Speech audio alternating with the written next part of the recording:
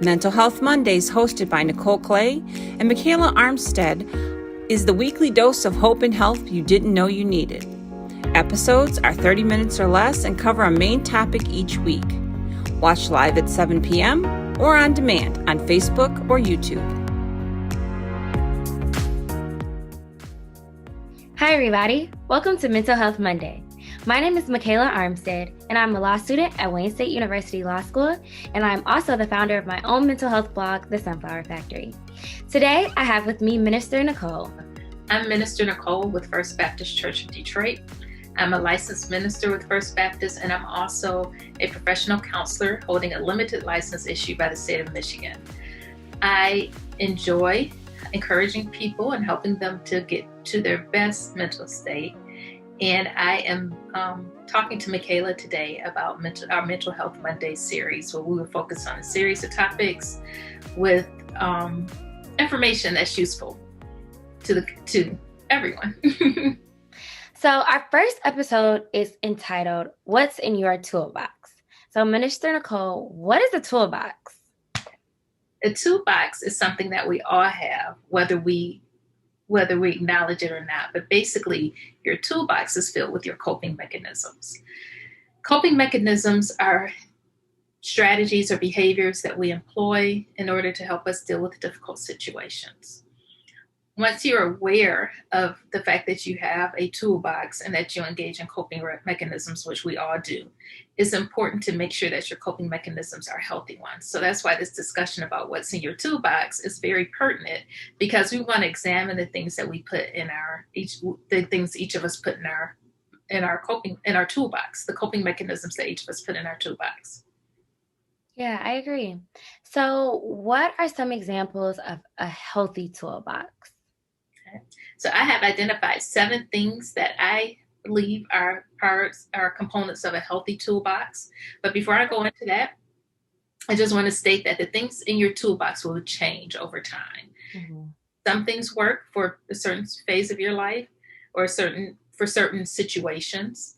Other things work for a different phase of your life. Some tools in your toolbox you may use in your professional life. Other tools you may use in your personal life.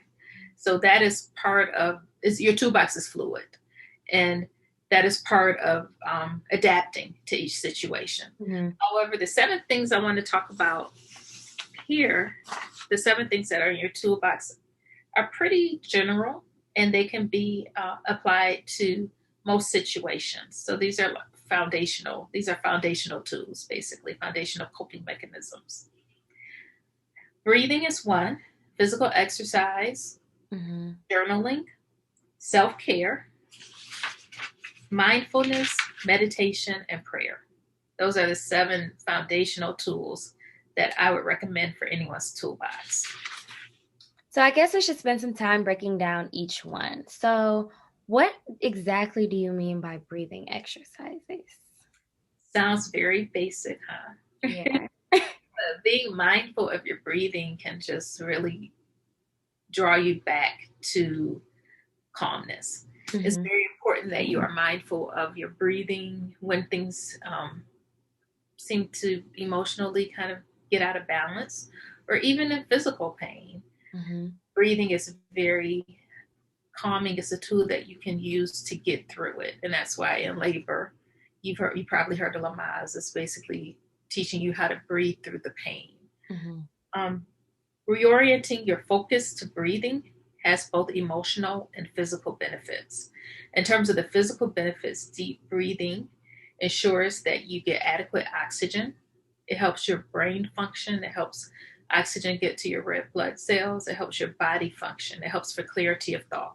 Mm-hmm. In terms of emotional benefits, focusing on your breathing, reorienting your focus to your breathing, causes your attention to focus on something that you can control. And sometimes when we're going through a trying emotional situation, the feeling of not being in control can be very disorienting. Mm-hmm. So being able to focus on your breathing and focusing on something that you can control completely can be grounding and calming. It also diverts your attention from the source of the pain or the panic, mm-hmm. the anxiety, or whatever may be feeling overwhelming at the moment. So breathing kind of lets you have a mental respite from what's going on.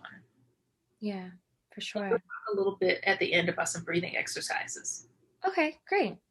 So the next one you mentioned was physical exercise, which really does sound self-explanatory for real. But just in case, let's clarify that one. All right. Well, physical exercise also has physical and emotional benefits like the breathing. Physical exercise, of course, improves our overall health, which Mm-hmm. improves our overall quality of life. But it also releases endorphins, which make us feel better. And some studies show that regular physical exercise actually has benefits on par with taking antidepressants. So I think there's no downsides to physical exercise. You don't have to go out and be FloJo. I'm probably dating myself, or or Usain. Carrie Richardson. Okay, yes, yes. Current day example. You don't have to do that. Just go out and walk. Just walk for 10 minutes at a time. Just move. Just dance. It could be something really fun, but just move. Just get your body moving. But the most benefit will come from having a regular, dedicated exercise routine. Mm-hmm. And then emotionally, kind of linked to the physical, it releases endorphins. And as I said, some studies have shown that the endorphins can give similar benefits to antidepressants.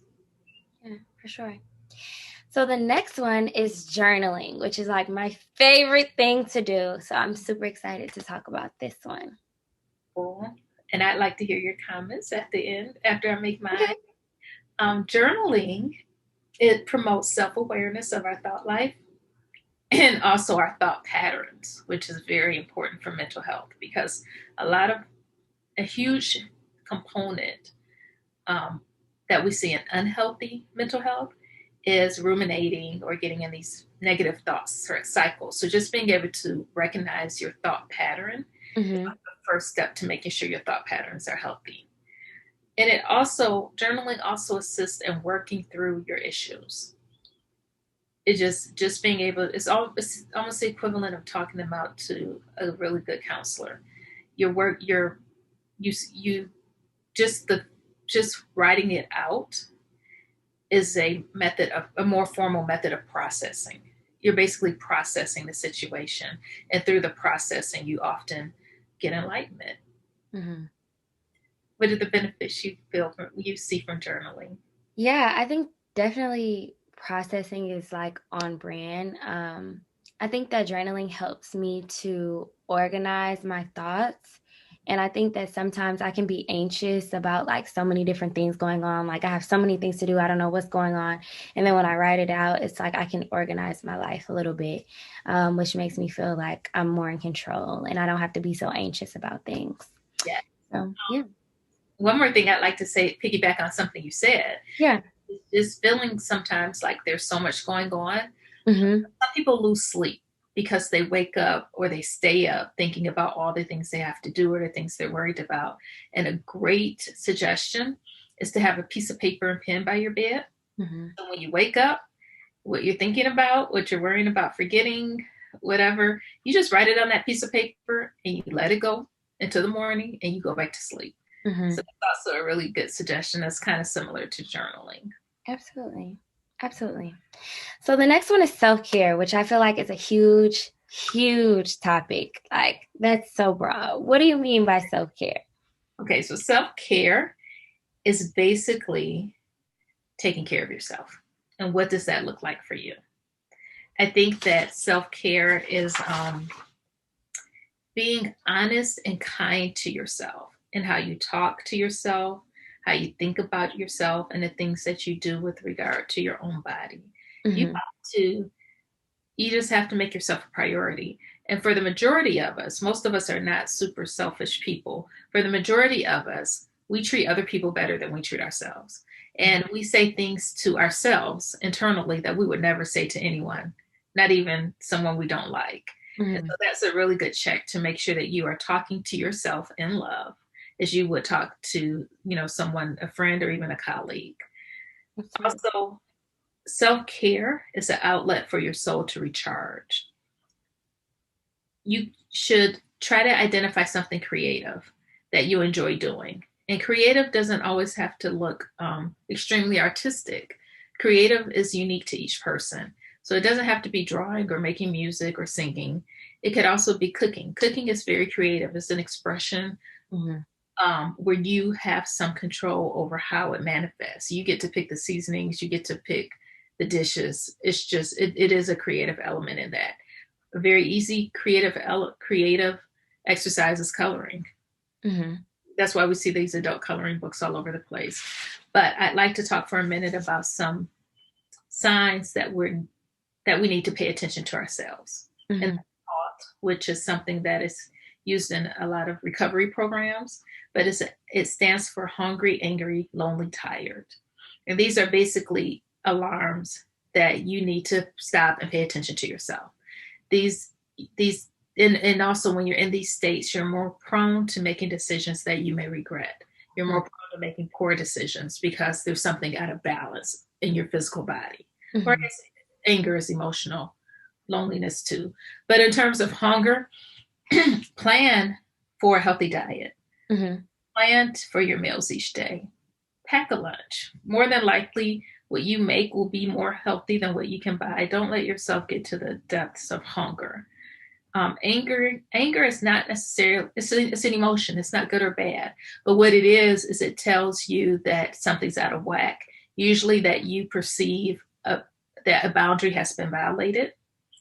And before you act on that anger, before that anger manifests into words or actions, I would encourage you to take a moment to identify the source of the anger and to identify whether there's legitimacy. And if there is an issue that needs to be addressed, think about the best way to address it. And it might be that right now is not the best time. Maybe come back to it. Lonely is a sign that we're out of balance with our social connection. We are relational people. People are relational. Loneliness is something that is more, it takes a little more planning to ensure that we don't fall into this category. So it's good to be very intentional about the community that you build and that you sustain and that you regularly nurture. And community organizations are great to maintain ongoing relationships, especially as an adult. We take for granted the ease of relationships when we're school age. However, as an adult, the dynamics of your regular contacts change. The dynamics of your work relationships change. They're not like school relationships. So it's very important to establish and build healthy circles of community. Shared interests, hobbies, clubs, things like that are good suggestions. And tired. It is so important for every aspect of your body, your physical and your mental, to get proper rest. And I hear a lot of people say that they have trouble sleeping. Even if you just rest, it has some benefit, even if you can't sleep. Because sometimes people have trouble sleeping and then they're stressed out about the fact that they're not sleeping. And then that fuels to greater anxiety. And then they're less likely to be able to relax enough to sleep. So give yourself kudos for relaxing. And that way you'll get closer to sleep, to really good quality sleep. Yeah, definitely. So the next one is mindfulness, which is a little bit more complicated topic. So what does mindfulness mean? Mindfulness is kind of complicated, and there's a lot out on mindfulness right now. But the best way I can sum it up is to be present in the moment. Be present. Take the time to appreciate what's going on around you. Pay attention to your current state of emotions. And just take the moment and take a minute, take a pause to enjoy the moment. For example, when you're eating food, don't rush through it so fast that you're not even tasting it. Actually, taste the food. Just take the moment to enjoy the conversation that you're having with the person that's before you. Yeah. So really just allowing yourself to be, just being. Yeah. So the next one is meditation. Can you talk to me a little bit about what it means to meditate? Okay. So meditation basically means that you set aside time to be still. And there are many different approaches to meditation. Many people engage in like elaborate meditation practices. And you can do that. I would encourage you to research the meditation practices that are out there. But really just if you can just set aside 5 minutes to be still and maybe focus on your breathing, or even to for Christians, meditation is also listening for God, listening to God, being still enough so that you hear God. Definitely. And the last one, which is a huge one, is prayer. Yes, prayer is huge. Studies show that people who engage in regular prayer experience health benefits such as faster recovery from physical ailments, and also more balance, more grounding emotionally. Prayer recognizes or is proof of our relationship with God. Just the act of praying is an act of faith, because for you to talk to God shows that you believe that he's there and that he's listening. So the act of praying shows that you have some faith in a higher being, God, but it also gives you, it allows you to release things that you don't have control over. Definitely. And an example of that is the serenity prayer, because it allows you to identify issues. It allows you to categorize those issues into things that you can control and things that you can't control. It encourages you to make a plan for the things that you can control or that you can have some impact on. It also encourages you to trust God, to let go of the things that you can't control, and to have peace about it, peace and trust in God. So prayer is, it is a wonderful tool to help you put things in perspective so that the issues of life don't become overwhelming. Absolutely. These 7 things have been so beneficial for me. I hope they're beneficial to everyone listening. As we wrap this up, Minister Nicole, is there anything that you want to leave us with on this Mental Health Monday? Yes, I'd like to share scripture with you about hope, because I think hope is so important and foundational for our mental health. So Romans 15:13 says, "May the God of hope fill you with all joy and peace as you trust in him, so that you may overflow with hope by the power of the Holy Spirit." I would just like to add to that, be well, be happy. Yes. Well, thank you so much. Thank you all for watching this Mental Health Monday. We hope to see you again at our next Mental Health Monday, and have a great week.